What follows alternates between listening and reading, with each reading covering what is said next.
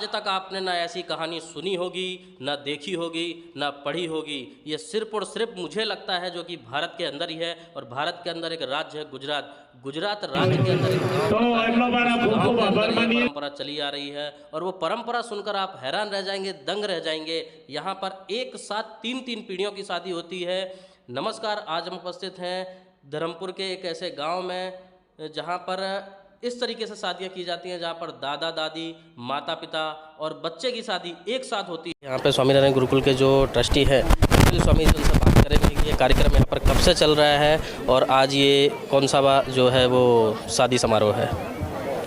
आज श्री स्वामीनारायण ज्ञानपीठ सलवा और यूएसए के माध्यम से हमारे गुरु पूज्य पुराणी स्वामी, मेरे गुरु पूज्य दादा, उनके आशीर्वाद से 14वां समूह लग्न आज पिपरोड़ में दंडकारण्य की पवित्र भूमि में, इसको हम कपराड़ा तालुका, धर्मपुर तालुका और उनका एक गांव है पिपरोड़, यहाँ बहुत धामधूमी से शादी हुई है 51 जोड़ों की। सभी आदिवासी समाज है। हम यही चाहते हैं कि आदिवासी समाज हमारा है। आदिवासी समाज बहुत पुराने हिंदू हो आप लोग, और हिंदुत्व की संस्कृति के साथ जुड़े रहे, और आपके सभी संस्कार हिंदू संस्कृति के साथ हो, ऐसी भावनाओं के साथ दाताओं के सहयोग से ये आज 14वां समूह लग्न निर्माण हुआ है। 51 कन्याओं ने आज अपने परिवार के साथ आगे बढ़ने की प्रतिज्ञा ली है।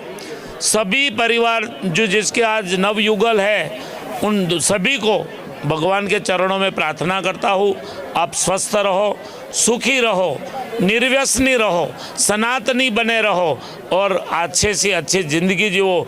भगवान की कृपा आपके ऊपर हमेशा रहे, ऐसी मैं भगवान स्वामीनारायण के चरणों में प्रार्थना करता हूँ। हमारे जो दाताओं ने इस महाकार्य में दान दिया है, उस सभी दाताओं को बहुत बहुत धन्यवाद देना चाहता हूँ कि आपके दान से ही कार्य होता है। कई लोग आज दान देने के लिए आगे आए हैं, सबका मैं धन्यवाद करता हूँ। जैसे कि यहाँ तक आप कैसे पहुँचे और कितने समय में ये सारी तैयारियाँ हुई, कितना समय लगा, और जैसे अभी सुना हमने कि सुबह 6 बजे उठ के आप यहाँ तक पहुँचे और काफ़ी दूर है। हम तो घूमते घूमते करीब 8 बजे से निकले, तो यहाँ पर करीब 10:30 बजे पहुँच पाए, काफ़ी रास्ते में भूल हुई। तो आप सुबह कितने बजे उठे और कितने जल्दी यहाँ पर पहुँचे, और कितने दिनों से ये तैयारी रही जो ये सफल कार्यक्रम आज का रहा। इस विस्तार में लगातार 30 साल से स्वामीनारायण ज्ञानपीठ के माध्यम से अलग अलग प्रोजेक्ट में काम होता है। छोटी बच्चियों को हॉस्टल में रह के फ्री में पढ़ाना, लड़कों को फ्री में पढ़ाना, मंदिरों का निर्माण गाँव गाँव करना, इस प्रकार समूह शादी करना, आम्र की कलम सबके ना छोटे छोटे खेडूतों को बांटना, कंबल वितरण, चप्पल वितरण, बच्चों को शिक्षा का साधन का वितरण हमेशा होता रहा है। ये समूह लगने की तैयारी हमारे यहाँ ही के रमेश भाई मोहनगौर और उनके सभी स्वयंसेवक युवाओं ने ये जिम्मेदारी उठाई है, और आज 10 दिन की तैयारी में इतना बड़ा महोत्सव हम कर पाए हैं। उसमें भगवान के और गुरुओं को आशीर्वाद होता है। ये गरीबों का आशीर्वाद भी मेरे लिए, मेरे जीवन के विकास के लिए मैं बहुत महत्व मानता हूँ। अभी जैसे कि जो आज शादियां करवाई गई हैं, तो ये परंपरा यहाँ के तरीके से की गई, या फिर जो अपना शहर वगैरह में होती है, या जो जैसे ये पिछड़ा इलाका है, गांव है, यहाँ पर शायद सुना है मैंने कि मंदिर वगैरह भी नहीं रहते, तो किस तरीके से यहाँ पर शादी की परंपरा किस तरीके से की जाती है। हमारे आदिवासी परिवारों में जनरली ऐसा होता है कि ये लोग माता पिता की अनुमति के साथ संसार की शुरुआत कर देते हैं। जब भी कोई बड़ी संस्था इस इलाके में आके समूह शादी करवाती, क्योंकि उनकी कैपेसिटी नहीं है शादी करने की, 100, 200, 500, 1000 लोगों की भोजन कराने की व्यवस्था, कन्यादान देने की व्यवस्था नहीं है, तो जब इस प्रकार कोई संस्था समूह शादी कराती है, तब माता पिता भी शादी में बैठते हैं, उनके बच्चे भी शादी में बैठते हैं। मैंने तो 3 जोड़ियों का, दादा का शादी, उनके पुत्र का और उनके पुत्र का शादी भी एक मंडप में करवाया है। आज भी कुछ युगल ऐसे हैं कि जिनका संसार शुरू हो चुका है, लेकिन वेदोक्त विधि के साथ, मंगल फेरावों के साथ आज जो शादी से जुड़े हुए हैं, वो अपने जीवन को धन्यभागी मानते हैं। ये बहुत ही बड़ी बात कही है इन्होंने, और ये मुझे लगता है कि पूरे विश्व के अंदर आपने ऐसी परंपरा या फिर ऐसी जो सेवा कार्य है जो कपिल स्वामी और उनकी जो ट्रस्ट है उनके द्वारा किया जा रहा है, सलवाओं में जो स्वामीनारायण पुलिस उसके द्वारा किया जा रहा है, जैसे कि उन्होंने बताया कि 3 पीढ़ियों की शादी, ये मुझे लगता है कि पूरे के अंदर ना आज तक आपने सुना होगा, ना देखा होगा, ना कहीं पढ़ा होगा। ये पहली बार आप सालासर न्यूज़ के माध्यम से और कपिल स्वामी जी के मुखार बिंदु से चीज़ सुन रहे होंगे कि भाई 3-3 पीढ़ियों की शादी एक साथ यहाँ पर होती है। कैमरामैन से अनुरोध करूँगा एक बार दिखना जो जोड़ा यहाँ पर खड़ा हुआ है, सभी जोड़े यहाँ पर हैं। करीब 51 जोड़ों की शादियाँ जो है वो सभी के संयोग से गुरुकुल स्वामीनारायण जो स्कूल है सलवाओं में, यहाँ पर बोर्ड भी मारा हुआ है श्री स्वामीनारायण ज्ञानपीठ सलवाओ। और साथ में हमारे यहाँ पर संपूर्ण तिवारी जी भी, उनसे भी बात करेंगे जैसा भी कपिल स्वामी जी ने बताया। और कई बार ऐसा सुना भी गया है कि जो सेवा भाव है उनके द्वारा जो हो सकता है समाज के लिए कार्य करते हैं, जैसे कि बताया 50-60 हज़ार की सब्जी जो 2 दिन का यहाँ पर खर्चा रहा। तो ये भावना आपके मन में कैसे आई और ये सेवा आप कब से कर रहे हैं? आदरणीय परम पूज्य कपिल स्वामी जी जो मेरे गुरु हैं, मैं उनके चरणों में कोटि कोटि प्रणाम करता हूं मेरे गुरु जी के। और गुरु जी की कृपा बनी रहती है सब लोगों के ऊपर, और हमारे ऊपर भी कृपा गुरु जी की बनी रहती है। गुरु जी जो काम सौंपते हैं उसको मैं हृदय से करता हूं। और ऐसे ही सामाजिक कार्य ये आदिवासी क्षेत्र में जहाँ पे लोग पहुँच नहीं पाते हैं वहाँ पे हमारे गुरुजी पहुँचते हैं। और जब गुरुजी के साथ जब मैं आता हूँ ऐसी जगह पे तो हमको लगता है कि भगवान का यही आदेश है कि इनके बीच में रहो और इनकी सेवा करो, इसी में मैं मिलूँगा। तो ऐसे हमारे गुरुजी के श्री चरणों में मैं कोटि कोटि प्रणाम करता हूँ। एक भाई और है हमारे बीच में, सूरज भाई करके, सूरज भाई शिरीष भाई प्रजापति, तो उनसे बात करेंगे, पटेल, उनसे बात करेंगे कि किस तरीके से उन्होंने सेवा कार्य कब से शुरू किया और लगातार कितने सालों से इस तरीके के सेवा कार्य में और कपिल स्वामी जी के साथ में जुड़े हुए हैं। साल तो बहुत हो गए जब से हमारे वहाँ पे ट्रेंड है कि साधु के साथ जाएंगे तो दूसरी पे नहीं जाएंगे।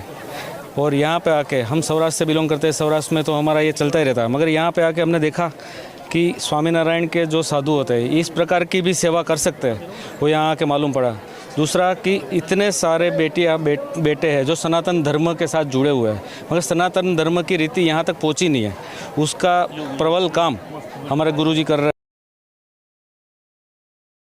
तो यहाँ पे हम लोग पहुँच नहीं पा रहे, सब गुरुजन हैं, सब बड़ी बड़ी जगह पे जा रहे हैं कि जहाँ पे कुछ ना कुछ मिलेगा या कुछ ना कुछ मिलता है, पब्लिसिटी मिलती है। यहाँ पे ना तो कोई कुछ पब्लिसिटी है, ना कुछ रहने का ठिकाना है, खाना भी खुद लेके आते हैं, खुद का पानी लेके आते हैं और लोगों की सेवा करते हैं। बढ़िया। एक भाई और है, उनसे भी बात करेंगे। क्या नाम आपका? सुंदर जैन, मैं वापी से हूँ। स्वामी जी के साथ मैं 15 साल से जुड़ा हुआ हूँ। इनकी सेवा देख के मेरे को यूँ लगता है कुछ हमको करना चाहिए, और मैं हमेशा जुड़ा ही रहता हूँ उनके साथ। कैसा लगा अभी की ये सेवा करके, कैसा लगा? मेरे को तो बहुत खुशी है। बहुत खुशी। स्वामी जी जैसा बताया अभी मैं खुद ही उत्सुक हो गया हूँ और इस बारे में काफ़ी जानने की इच्छा तो है, लेकिन काफ़ी समय भी हो गया है और सभी लोग शायद भूखे भी होंगे सुबह से, मैं भी भूखा हूँ।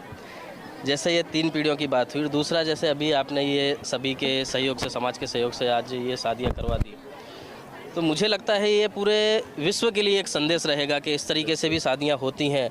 और जो भारत के अंदर बोलते हैं भारत माता है, धरती माता है, या विश्व गुरु आज के देश में भारत को बोलते हैं, तो कहीं ना कहीं ये सत्य सनातन धर्म है और आप जैसे ऋषियों का आशीर्वाद और ऋषियों की जो शिक्षा है उसकी ही देन है कि आज जो भारतवर्ष का नाम है वो पूरे विश्व के अंदर है और आज भारतवर्ष पूरे विश्व की अगुवाई कर रहा है। तो आज के इस दिन में जो विशेष दिन है, इस विशेष दिन में आप देश को ही नहीं पूरे विश्व को क्या संदेश देना चाहेंगे?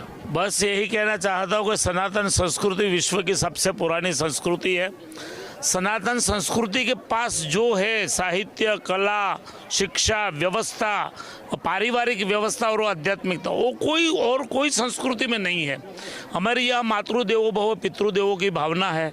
हमारे यहाँ जब नवयुगल का शादी होती है तो लक्ष्मी और नारायण की भावना है, ये भावना और कहीं नहीं है।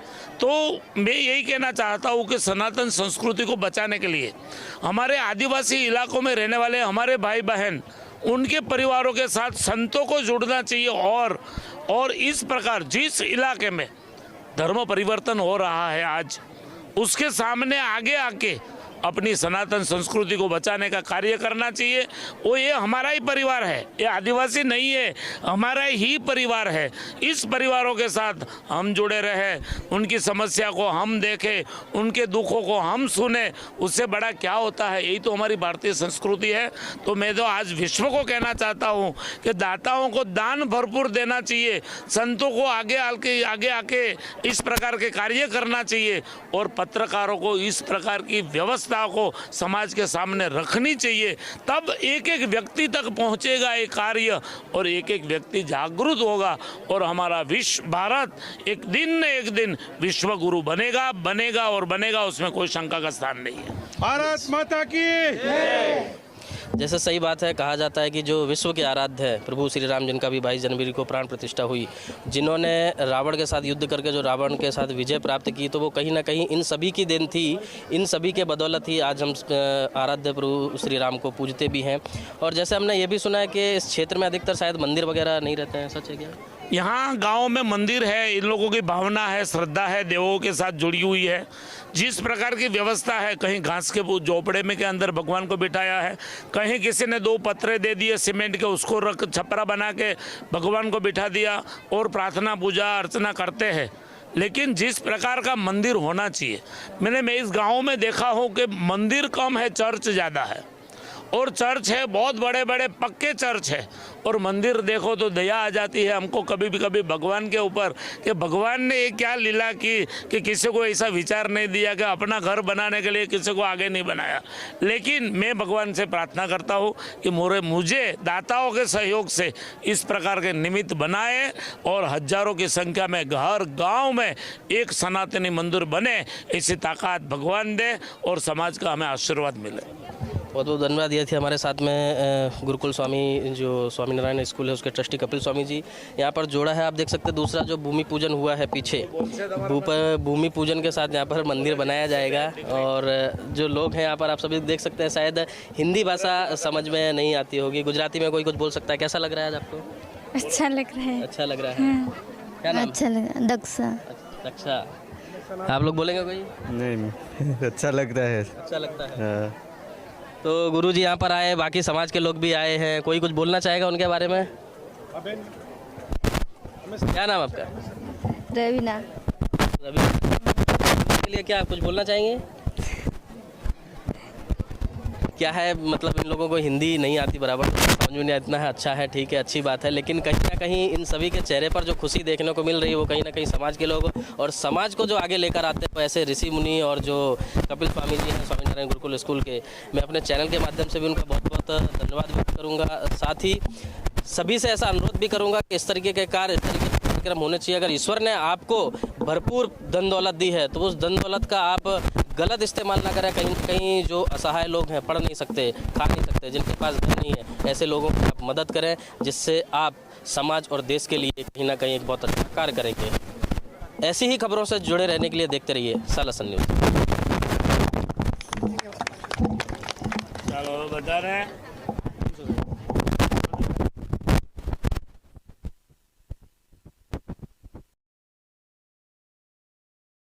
स्वामी प्रभु जय सद्गुरु स्वामी सहजानंद दयालु, सहजानंद दयालु बलवंत बहुनामी। ओम जय सद्गुरु स्वामी चरण सरोज तमारा वंदो कर जोड़ी, प्रभु वंदो कर जोड़ी, चरणे शीश धराती, चरणे शीश दुख ना क्या तोड़ी। ओम जय सद्गुरु स्वामी नारायण नर भ्राता, द्विज कुल तनुधारी, प्रभु द्विज कुल तनुधारी, पामर पतित उधार्या, पतित उधार्या, अगणित नर नारी। ओम जय सद्गुरु स्वामी नित्य नित्य नवतम लीला करताय अविनाशी, प्रभु करताय अविनाशी, 68 तीर्थ चरणे, 68 तीर्थ कोटि गया काशी। ओम जय सद्गुरु स्वामी पुरुषोत्तम प्रगट नु जय दर्शन करसे, प्रभु जय दर्शन करसे।